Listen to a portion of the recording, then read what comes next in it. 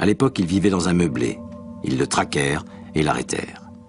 Dans ses affaires, la police trouva de vieux articles de journaux sur Fritz Haarmann, le vampire allemand qui tuait de jeunes hommes avant de vendre leur chair au marché.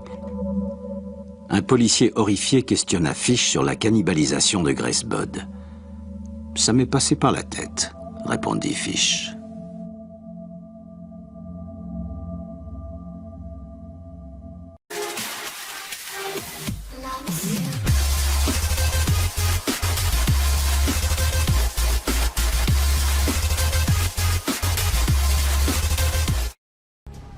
Et yo tout le monde, c'est Yux, comment allez-vous? Écoutez-moi, ça va super, donc je remercie tout le monde, franchement, toutes les personnes qui s'abonnent à ma chaîne pour le moment.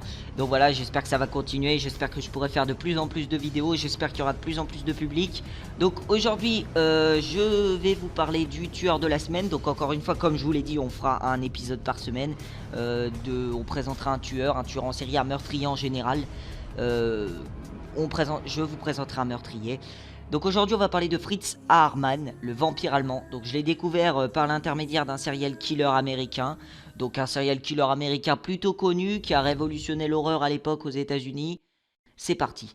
Alors Fritz Haarmann, il est connu sous le surnom du boucher d'Hanovre, du vampire d'Hanovre. Donc c'est un tueur en série allemand, auteur des meurtres de 27 garçons et jeunes hommes entre 1918 et 1924. Donc sur une période de 6 ans. Il sera plus tard déclaré coupable réellement de 24 meurtres et guillotiné en place publique à Hanovre, donc sa ville d'origine. Donc ce que vous... On rembobine. Ce que vous aurez sous les yeux, ce sera un gameplay, je pense, sur Black Ops 2, donc que j'ai moi-même réalisé. Je me suis dit, on va faire dans l'originalité. Chaque semaine, je vais vous présenter un tueur en série, comme je vous l'ai dit, un meurtrier en général. Meurtrier en tout genre. Et donc là il y aura un gameplay certainement sur Black Ops 2. Donc je vais puiser dans mes réserves histoire de vous mettre un gameplay. Je sais pas encore lequel ce sera, mais voilà, ce sera histoire d'occuper vos yeux pendant que je vous fais le commentary. Donc là c'était pour un petit résumé assez bref du tueur. Donc responsable quand même d'une bonne série de meurtres, hein, on peut voir 27 personnes. Donc maintenant je vais vous parler un peu du déroulement de sa vie. Donc à l'origine, Fritz Haarmann, c'était le 6e enfant d'une famille pauvre en Allemagne. C'était un garçon tranquille, mais avec un penchant féminin, donc il deviendra même homosexuel. Il préférait s'amuser avec les jouets de ses sœurs plutôt que de faire du sport et sortir avec les autres jeunes de son âge. Donc c'est d'ailleurs aussi, on peut le remarquer, un écolier médiocre. Durant toute sa jeunesse, il n'obtiendra que des résultats scolaires très faibles et peu convaincants. Donc ensuite à l'âge adulte il vivra de vol, de cambriolage et d'escroquerie. Donc la plupart du temps il est fréquemment arrêté et purge plusieurs peines de prison pour délits en tout genre et agression sexuelle sur mineurs. Il commencera progressivement à établir une relation avec la police d'Hanovre en tant qu'informateur. Donc c'était un indique pour parler. Donc en fait le but c'était de dénoncer les criminels de la région, les criminels d'Hanovre, les cambrioleurs, les délinquants, etc. pour détourner l'attention des policiers de ses propres crimes.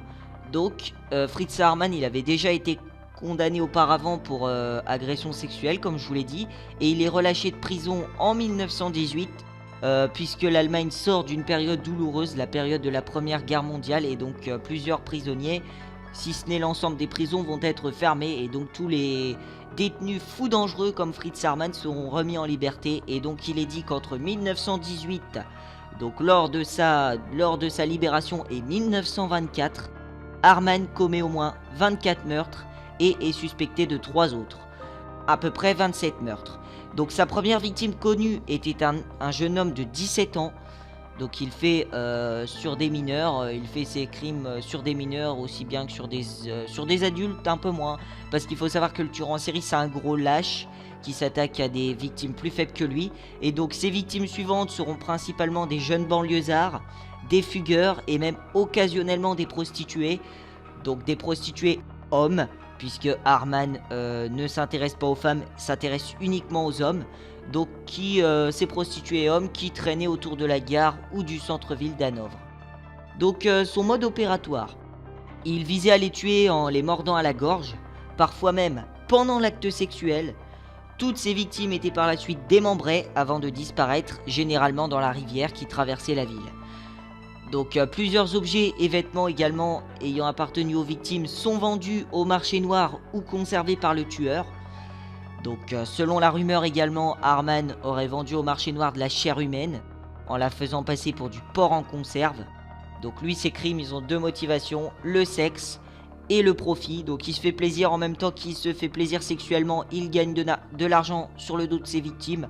Donc pendant ces interrogatoires, Harman confesse rapidement le viol, le meurtre et le dépeçage de jeunes hommes depuis 1918. Donc généralement, quand on lui demande combien de personnes il a tué, il répond approximativement entre 50 et 70. Il n'est pas certain du nombre exact, mais il répond approximativement et on peut lui laisser le bénéfice du doute puisque dans son appartement, seul un quart des objets personnels sont identifiés comme ayant appartenu aux victimes. Donc un quart, il est possible que les 3 autres quarts aient appartenu à d'autres victimes qui, elles, cette fois-ci, étaient non identifiées. Donc le terme de tueur en série n'existant pas à l'époque de Fritz Harman, le public et la presse manquent de mots pour décrire l'affaire. Harman sera donc qualifié d'homme loup-garou. Voilà, de vampire, d'homme loup-garou et de loup-garou, tout simplement. Donc c'est des surnoms quand même assez... Je vais pas dire que ça le met en valeur, mais ça lui donne un côté surhumain, un côté inhumain, voilà. Donc cette affaire Fritz Harman suscitera en Allemagne de nombreux débats autour de la peine de mort, autour des méthodes d'enquête, du profilage de la police, et bien sûr de la question encore très sensible à l'époque, de l'homosexualité qui est une nouvelle fois remise en cause. Voilà, donc c'était un petit épisode court du tueur de la semaine. Le tueur de la semaine, ce sera des vidéos plus courtes que mes serial murders où je vous présenterai un tueur, donc un tueur dont j'ai envie de présenter. Et puis voilà, donc c'était Fritz Harman, le vampire allemand. Tu kiffes mon accent, babe. Donc voilà, donc je vous laisse. Bienvenue chez les fous et les dégénérés si vous abonnez. Ciao tout le monde.